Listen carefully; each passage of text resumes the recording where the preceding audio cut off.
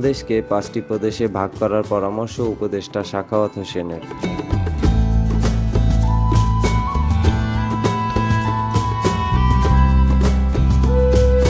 বিরাট জনগোষ্ঠীর কাছে সরকারকে নিয়ে যেতে হলে দেশকে ন্যূনতম ৫টি প্রদেশে ভাগ করে একটি ফেডারেল কাঠামোর রাষ্ট্র করা যেতে পারে বলে মনে করেন অন্তর্বর্তীকালীন সরকারের বস্ত্র ও পাট মন্ত্রণালয় এবং নৌপরিবহন উপদেষ্টা ব্রিগেডিয়ার জেনারেল অব ডক্টর এম সাখাওয়াত হোসেন।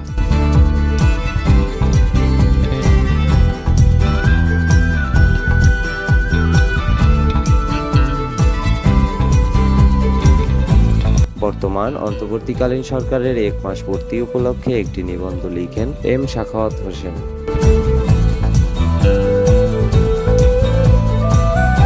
যেটি রোববার ৮ সেপ্টেম্বর দৈনিক প্রথম আলো পত্রিকায় ছাপা হয়। নিবন্ধে তিনি বলেন, বাংলাদেশ জনসংখ্যার দিক থেকে বিশ্বে ৮ম বৃহত্তম দেশ।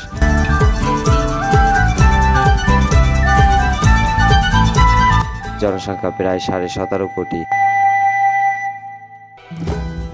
ছোট দেশ হলেও এত বিরাট জনগোষ্ঠীর কাছে সরকারকে নিয়ে যেতে হলে বাংলাদেশকে ন্যূনতম ৫টি প্রদেশে ভাগ করে একটি ফেডারেল কাঠামোর রাষ্ট্র করা যেতে পারে।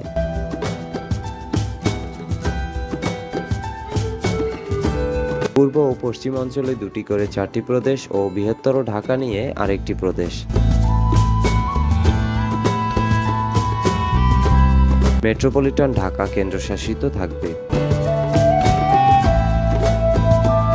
কেন্দ্রের হাতে প্রতিরক্ষা, পররাষ্ট্র, সীমান্ত ও সমুদ্র নিরাপত্তা ব্যবস্থাপনা, যোগাযোগ ও বৈদেশিক সাহায্য সহযোগিতার মতো বিষয়গুলো থাকবে।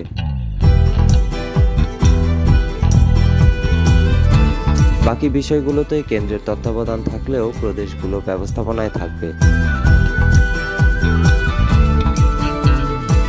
একই সঙ্গে রাজনৈতিক বিকেন্দ্রীকরণও প্রাদেশিক সরকারের কাঠামোতে, বলেন এম সাখাওয়াত।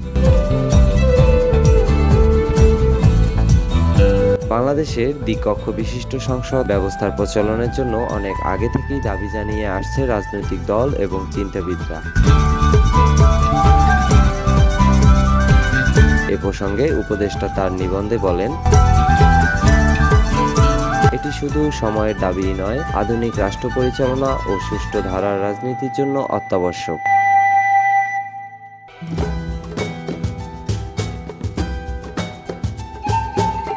উপমহাদেশ ও সার্ক দেশগুলোকেও যদি আমরা বিবেচনায় নিই তাহলে দেখব একমাত্র মালদ্বীপ ছাড়া অন্য সব দেশে দ্বিকক্ষ বিশিষ্ট সংসদ বিদ্যমান।